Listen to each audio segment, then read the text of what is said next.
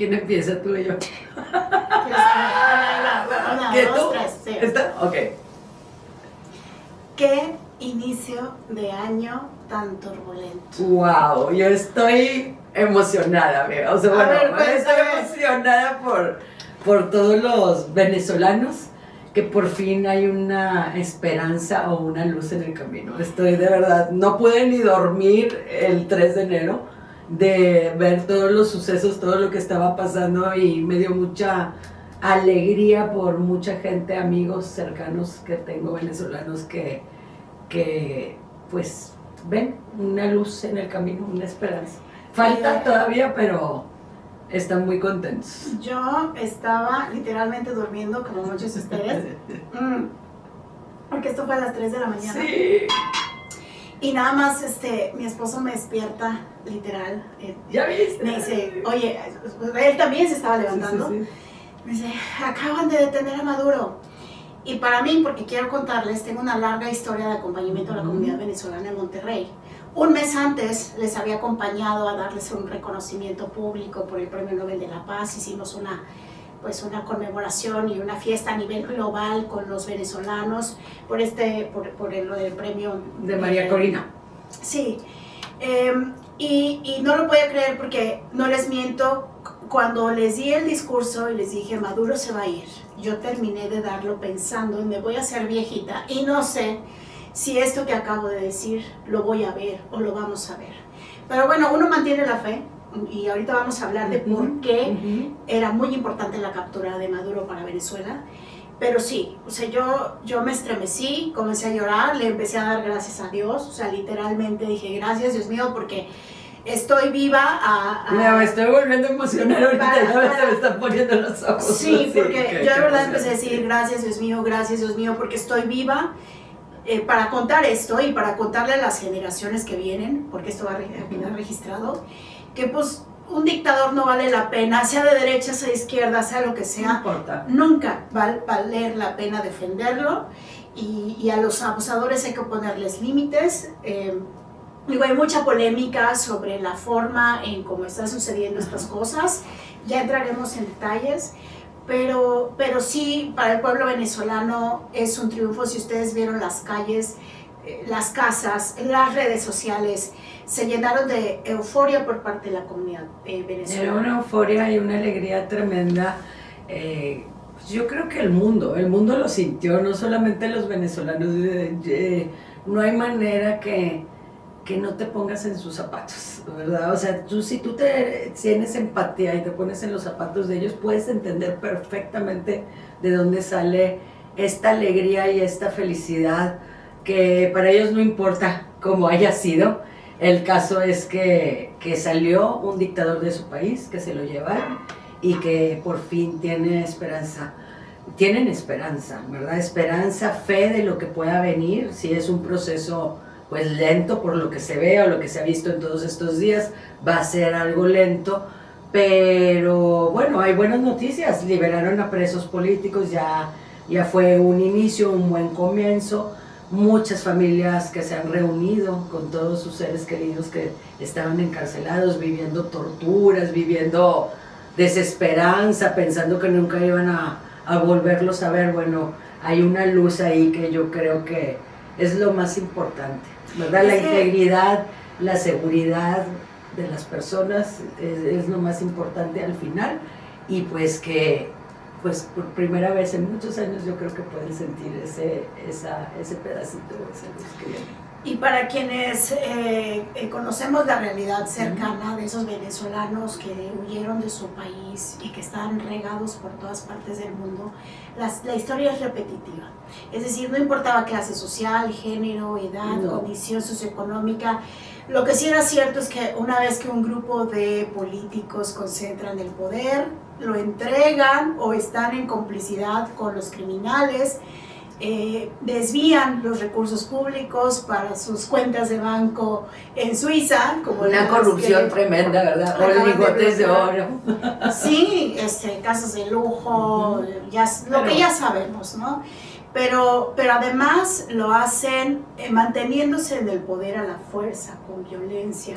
Entonces, durante las últimas prácticamente 3 décadas, o sea, una generación entera, si no es que 2, los venezolanos vivieron a un gobierno opresor, violento, que se tomó por la fuerza 3 presidencias, que además tenía cooptadas las instituciones, que destruyó instituciones y con un montón de cómplices dentro de la política, incluso de la oposición política, para un país como era Venezuela hace 30 años, en la bonanza económica, país petrolero, riquísimos, un referente en América Latina, a ser lo que hoy es, con 90% de la población de pobres, con 50% de pobreza extrema, con más de 38,000 casos de tortura y violaciones a los derechos humanos. Un éxodo masivo de su gente, del 8 país. millones de venezolanos. Se habla de 8 millones más o menos. Fuera del país, y que muchos de ellos llegaron, por ejemplo, a México, a Monterrey, pues con una mano adelante y la otra atrás, siendo médicos, habiendo tenido estudios para llegar aquí, pues a hacer una vida, a empezar de cero, estar lejos de su familia, muchos de ellos con personas violentadas y presos políticos. Entonces, es una tragedia humana que, por más que la gente quiera sostener en el pensamiento ideológico, pues no se puede. No se puede, Indira, porque, bueno, yo escuchaba o escuché en todos estos días, he estado escuchando el tema, ya sabes, la soberanía, la patria de nuestra presidenta, la autodeterminación de los pueblos, etcétera, etcétera, ¿verdad? Yo creo que tenemos que comprender un poquito o entender un poco ese tema. Es difícil. Inclusive yo, con lo que estudié y todo, no es mi especialidad el derecho internacional. Entonces sí me tengo que meter a buscar, a ver, a tratar de entender el por qué llegaron a este punto y por qué este presidente Trump de Estados Unidos pudo intervenir de esa manera. Pues no es que pudiera, ¿verdad? La excusa es el terrorismo, el narcoterrorismo, y ahí está. Sin embargo, muchos dicen, ¿y por qué los organismos internacionales nunca hicieron nada? ¿Por qué la ONU? ¿Dónde está la OEA?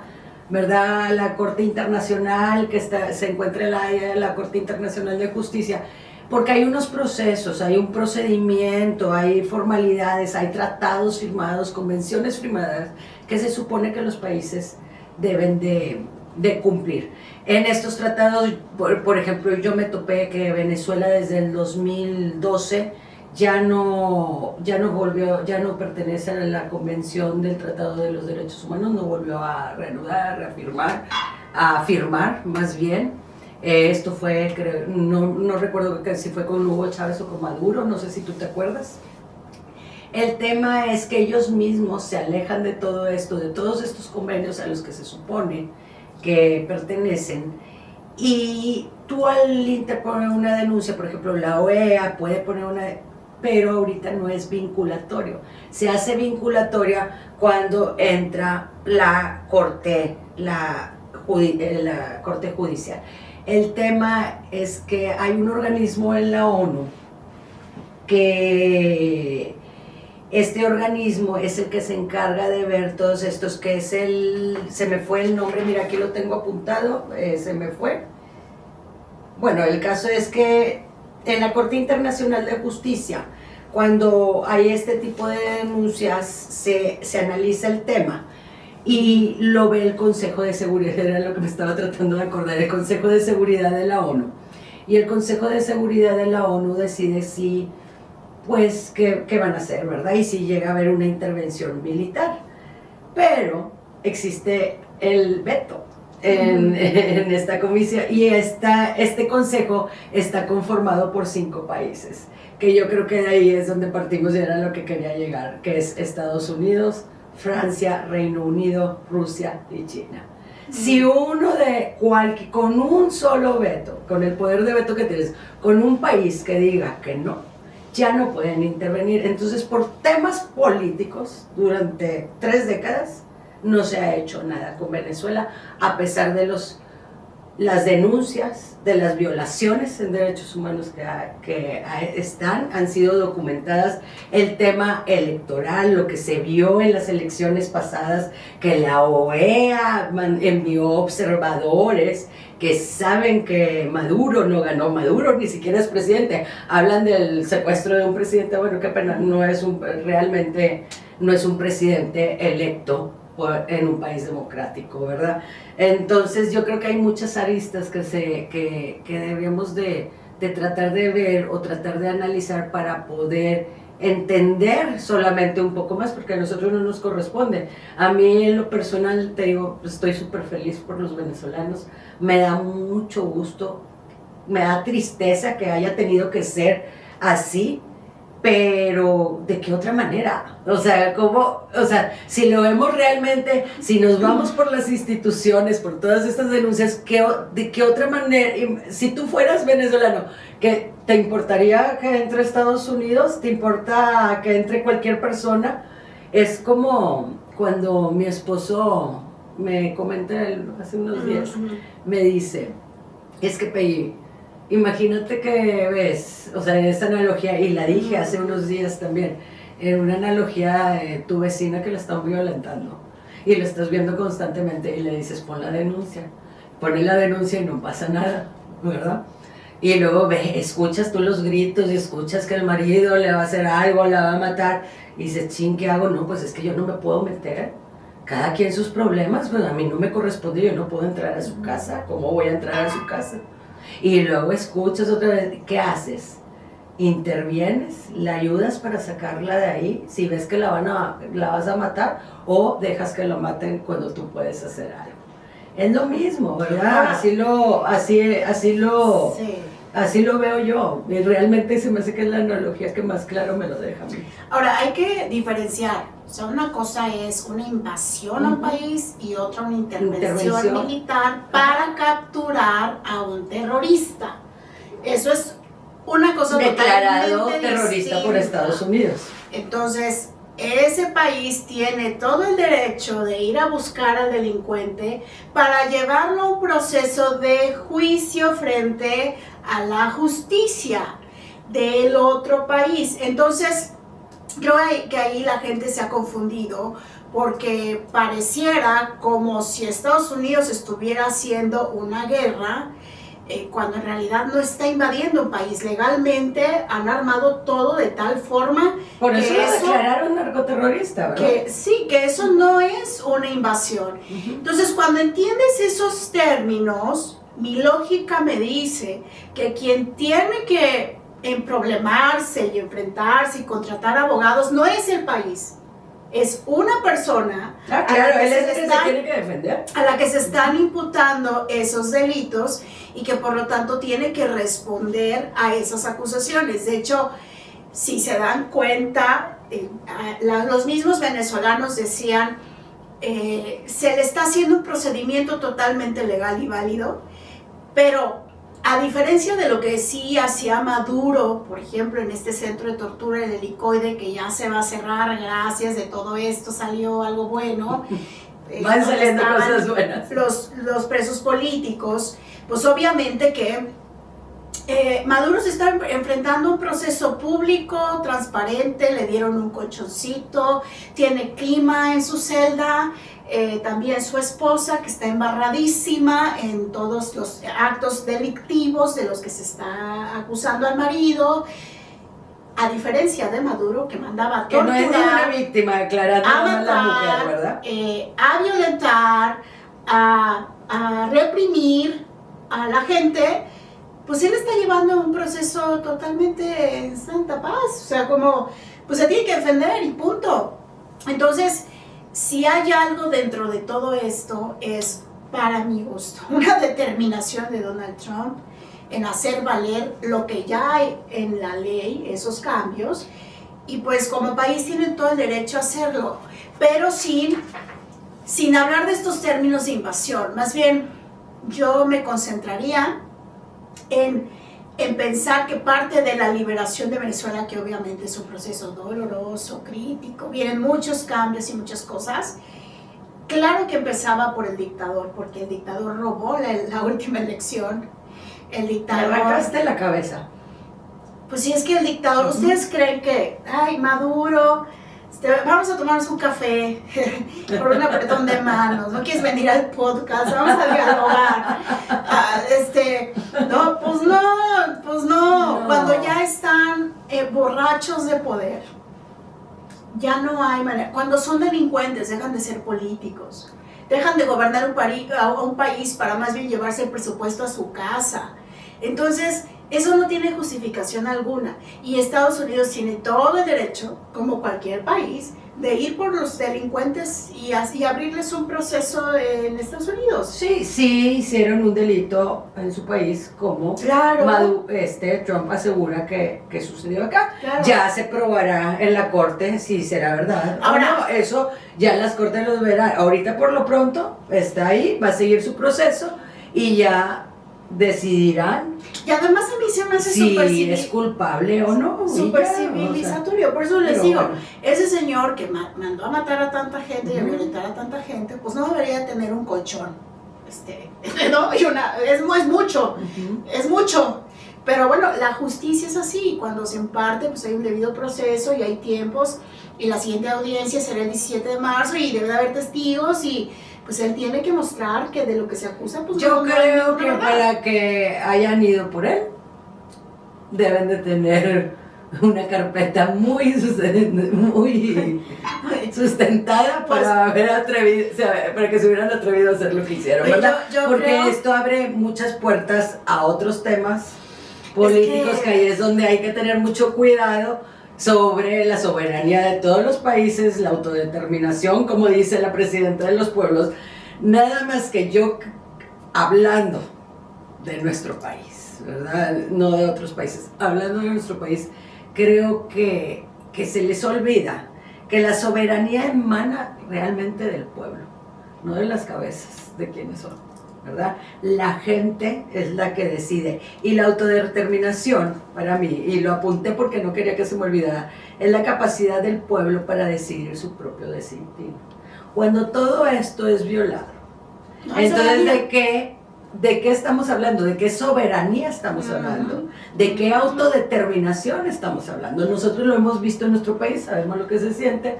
Es lo mismo con los venezolanos. ¿De qué soberanía y de qué autodeterminación están hablando? Hablan de patria. La patria es la gente. Cuando en la patria se quiere, se ama a su país, se respeta al país.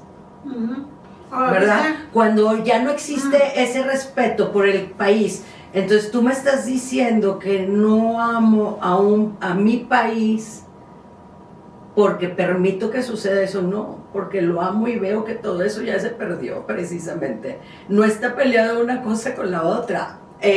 Entonces yo lo que te digo en mis reflexiones ponía, entonces ¿quién es el que no respeta la soberanía y la autodeterminación de su pueblo? O sea, ¿quiénes son? Pues mira, o sea, te lo pongo así. Y es lo mismo que pasa en nuestro país. Pongamos atención, no demos excusa, hay que ponernos las pilas. Y qué pena, pues que los líderes que se pongan las pilas y se pongan a trabajar y empiecen a ver realmente y escuchar la voz del pueblo, o vamos a pasar por lo mismo. Ya vamos en camino, lo hemos estado viendo. Yo creo que por eso están temblando, lo dije hace unos días. Los políticos de aquí están temblando. El mensaje es muy claro del presidente Trump. Entonces, si no queremos esa intervención, hay que ponernos se tiene que poner a trabajar. Pues mira, por eso Claudia Sheinbaum tiene ahorita una mirada como de asustada y perdida. Sí. Porque yo sí pienso que la única persona responsable del volante de un país es el señor o la señora presidenta. No hay dos volantes, ni 5 ni 4. No. Por eso cuando dices hay que ponernos las pilas, no, yo no soy la presidenta. La que tiene que ver con esos pactos de impunidad. Y la sí, que pero debería, nosotros le tenemos que exigir a la presidenta. Sí, es donde nos tenemos que poner las pilas. Sí, pero yo no soy responsable, ni usted tampoco. No se ponga ese saco. No, señor, porque nosotros no estamos sentados en el volante de un país. Si la señora Claudia Sheinbaum es la que dirige este país, se supone que es autoridad, que es líder, que tiene un cargo, que es más, que es la comandante de las Fuerzas Armadas. Sí es. Entonces, a ella, pues sí, ella es la responsable de responder por la paz y por la seguridad de esta patria. Y si está tan preocupada, porque si ustedes ven todas sus declaraciones, hasta le tiembla la voz y bueno, ya ni siquiera el tonito tabasqueño le sale. Y, pues es porque sabe que para empezar, esto, les repito, no es invasión, es una intervención militar para detener delincuentes. Y la segunda, los delincuentes ya están dentro del gobierno de la 4T. Entonces, pues sí, pues están temblando. Están temblando. Están temblando, que es lo que digo, estos delincuentes están temblando y es momento de nosotros de alzar la voz y exigir, porque queremos eso y si no, no pasa nada.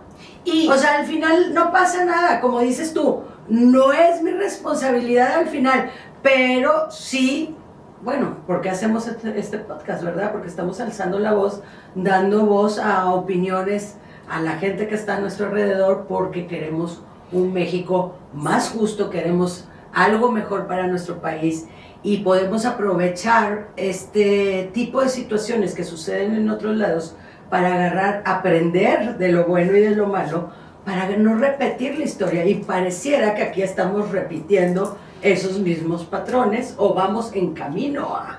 Es que además, la verdad, es muy irónico esto de siempre estar buscando culpables afuera. Entonces yo sí he visto la campañita esta de casi gringo go home, ¿no? Mi patria es primero y me va a vestir de mariachi. Pues sí, además quiere tu patria. Unas cosas nacionalistas que dices ya no, o sea, ya no caben. Pero aquí lo más importante es lo que va a hacer la presidenta Claudia Sheinbaum. ¿Qué va a hacer con el pacto de criminales? ¿Qué va a hacer con Andrés Manuel López Obrador? ¿Qué va a hacer con los grupos, con los cárteles? Porque ahora hay un montón de cárteles, levantas una piedra y ya hay cárteles nuevos. ¿Qué vas a hacer con los estados fronterizos? Porque tenemos una situación bastante delicada. ¿Qué vas a hacer con Donald Trump? ¿Qué vas a hacer con Donald Trump? Que además anda, mi amigo, mira, con todo. Él feliz de la vida lo hace, ¿verdad? No, o sea, digamos, que no, aparte, bueno. ¿A quién le dan pan que llore? Bueno, y bueno, para que quede solamente claro, yo no soy, en mi caso, yo no soy fan de Donald Trump, tú lo sabes perfectamente, pero para nada fan. O sea, entiendo y digo, qué bueno que pasó lo que pasó, porque tal vez otro tipo de personalidad o de hombre no se hubiera atrevido a hacer lo que hizo. A ver, hizo lo que las Naciones Unidas no hizo en 25 años. Entonces, bueno, esa parte y se la reconozco, pero porque pienso en los venezolanos y pienso en su gente y siento o me pongo en su lugar de lo que yo sentiría. A mí no me importaría quién fuera, pero que alguien nos ayudara, ¿verdad? Él tiene muchos problemas en su país, lo estuvimos viendo también en estos días, tiene unos problemas graves y fuertes que también se tienen que atender.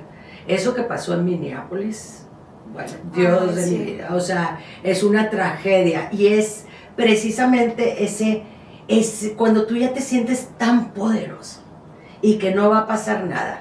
Y aparte, sabes que te van a tapar las barbaridades que hacen. Ese es el resultado. Y eso no debe estar sucediendo en ningún lado.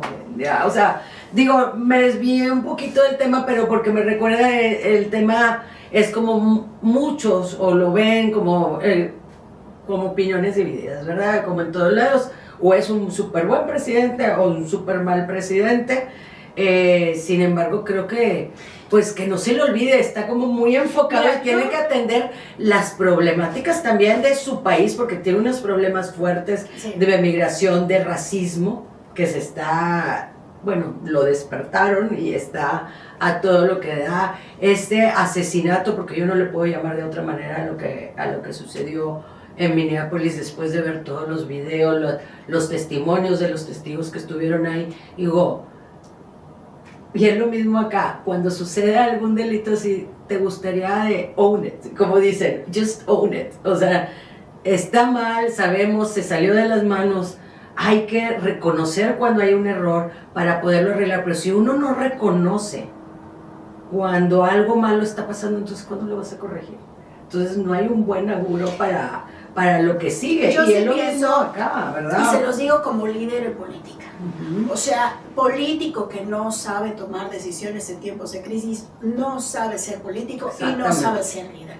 Y claro, puede haber también un montón de errores y puede haber un montón de cosas que no sé. A todos se nos puede salir algo de las manos, pero sí, hay que cuando hay un error, hay que corregir, sí, y reconocer y corregir. Pero si hay algo que Donald Trump nos está demostrando a todos, es que ya no es pues ahora sí que el bravucón que conocimos en la gestión pasada, ¿eh? Sí. O sea, ahora sí es, esto se hace, ajá, como empezó en política, es lo que digo, lo hago, no estoy amenazando, no estoy bravuconeando, ahora sí que el que avisa no traiciona.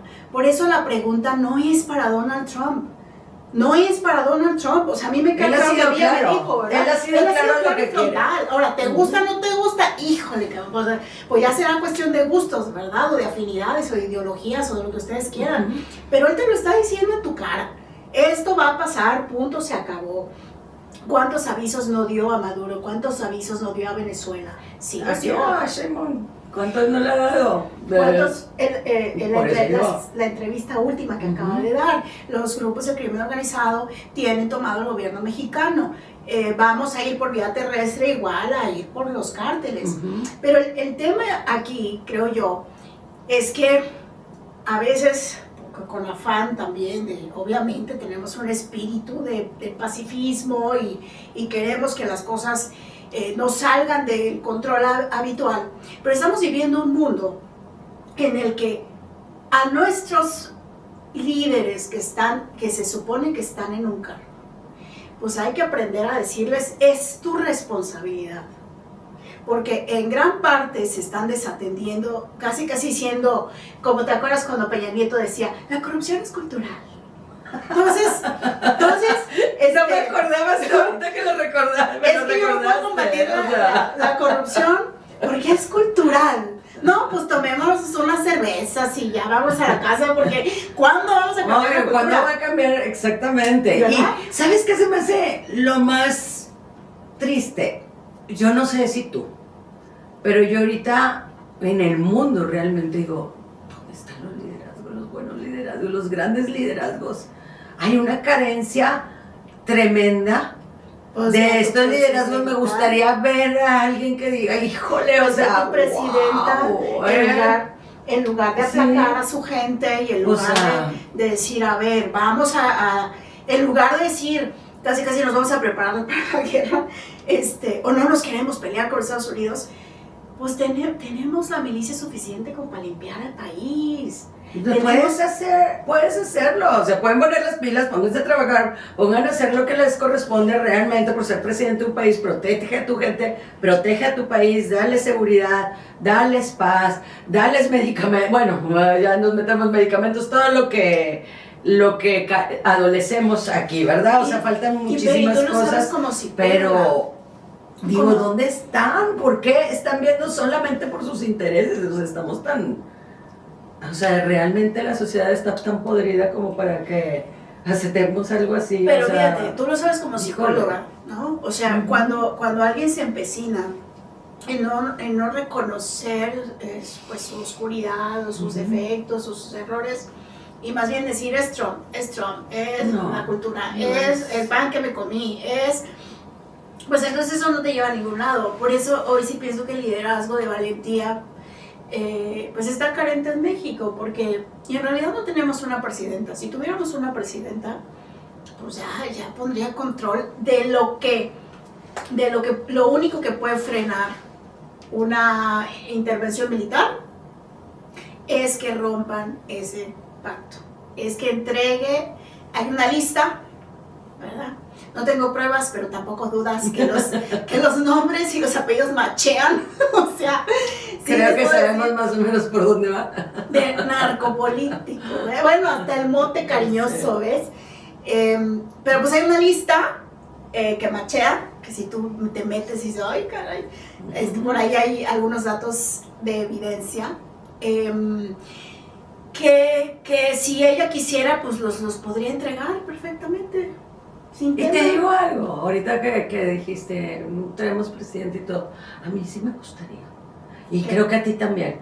¿Qué? O sea, a mí me gustaría sentir ese orgullo. Imagínate que Pues, cada vez más, o sea, que cada vez más le festejo todo. O sea, me encantaría, es más, me encantaría estar equivocada, es lo que más desearía.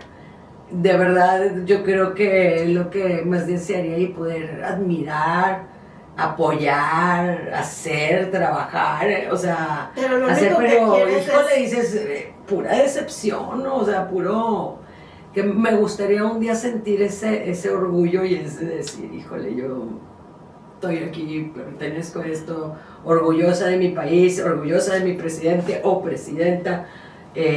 Al día de hoy, tristemente, pues no he sentido ese gran orgullo de alguien que realmente nos respete, nos represente y que sea la voz de todos.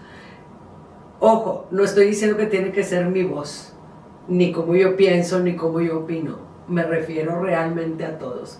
Que hay que saber reconocer que hay diferencias de opiniones, diferencias de puntos de vista, pero eso no nos hace ser enemigos ni nos hace ser... que estás, entonces no estás conmigo, estás en contra, entonces no. Al contrario, yo creo que eso es parte de lo que enriquece nuestra cultura, nuestra gente, y eso es lo que nos hace crecer y ser mejores, el saber escuchar y aprender de los demás.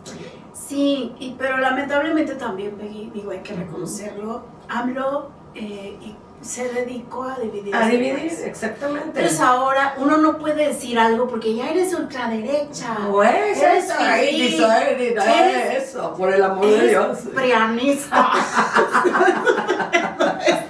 Ay, no. O sea, ay, yo he visto cada comentario y cada cosa que me muero a veces de la risa que digo, bueno, gracias, por cierto, de repente por esos comentarios porque hacen de repente mi día sin que lo sepan y piensan que a uno pues le va a doler y todo, pero digo, bueno, ¿en qué mundo vivimos o qué están pensando? ¿Cómo o no saben escuchar realmente no, el mensaje sí, o lo que uno quiere decir? Es que raza, por eso yo les y no digo, investigan, como pues una vez vi que tú, que el PRI, que no sé qué, y todo, y yo, no, investiguenle tantito. A mí me sacan mi fotogalería. Mi fotogalería. Con Ricardo Salinas Pliego, con Dante Delgado, con Alito Moreno. Y yo siempre les digo, pues, de esas fotos lo único que puedo ver es que estoy muy guapa. Porque la verdad, gracias. Sí, gracias. Oye, gracias por sacar las fotos más bonitas donde yo me veo muy guapetona. Ellos son feos, pero yo soy muy guapetona. No, pero ya en serio, yo sí creo que hay que abrir bien los ojos. No es un tema ideológico. Para mí, eso ya se los he dicho, está rebasado. Es un debate rancio. La misma presidenta lo pone, es que la derecha. No, señora, no caigamos en esos juegos. Señora, bueno, si fuera la derecha, pues en Morena hay un montón de gente de derecha, por cierto, o de izquierda malentendida, pero no es un problema ideológico. Por eso les decía, lo de Maduro, incluso para la gente, porque sí hay críticos dentro de la izquierda que criticaron a Maduro y se le fueron encima y protestaron en su contra, porque no es un tema ideológico, es si alguien está abusando de su poder. Hay que ponerle límites. Nosotros somos el pueblo soberano, lo que decías tú. Legalmente nosotros somos el pueblo y tenemos el derecho. Entonces, nada más es eso, detecten a su dictadorcito. Porque además... O dictadorcita. ¿Verdad? Porque además, por ejemplo, el gobernador de Nuevo León salió a decir, ay, bien vengativo en contra de Maduro. Y yo por dentro decía, vato, no te estás viendo en un espejo. Que no es que te pareces. O sea, no te estás viendo en un espejo. Porque muchos políticos también ahorita, miren, van a hacer cada cosa con tal de hacerse los muy santificados y los de yo no tengo nada que ver y yo no apoyo criminales y no soy criminal, pero en realidad tienen las mismas acusaciones que Maduro. El tema, mira, yo creo que es esa enfermedad de ese poder y cuando te crees intocable, sí. ¿Verdad? Lo vimos con Maduro, como dices tú, aprendan de él, todos, o sea, no solamente la presidenta, es todos aprendamos, porque todos debemos de aprender de todo. El poder emborracha, como dices tú, el poder enferma y te empiezas a sentir intocable. Y cuando te sientes intocable, pues puedes empezar a bailar unos días antes, puedes estar feliz bailando en tu Navidad y a los 2-3 días te pasa lo que le pasó a Maduro, porque tarde o temprano llega la justicia. Siempre. De alguna forma u otra. Sin duda. De alguna forma u otra, pero la duda. justicia llega.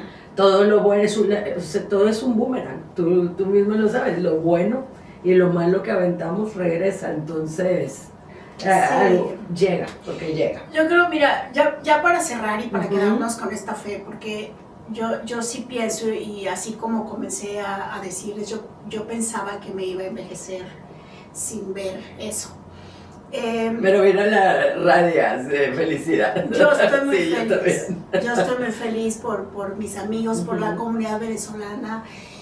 De verdad, créanme, si ustedes escucharan cada historia, entenderían poniéndonos en los zapatos de esas personas, lo mucho que han sufrido, lo mucho que han estado preocupadas en distancia por sus familias, lo difícil que ha sido empezar de cero en cualquiera de los países y las ciudades donde ahora mismo están los venezolanos, la gran ilusión que provoca esto de regresar a sus casas. No habría manera que estuvieran en contra de esto.